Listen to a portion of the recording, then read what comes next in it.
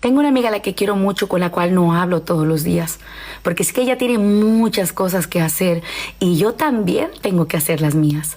Pero estoy segura que cuando yo le hablo y le digo que la necesito, que necesito hablar con ella siempre está para mí.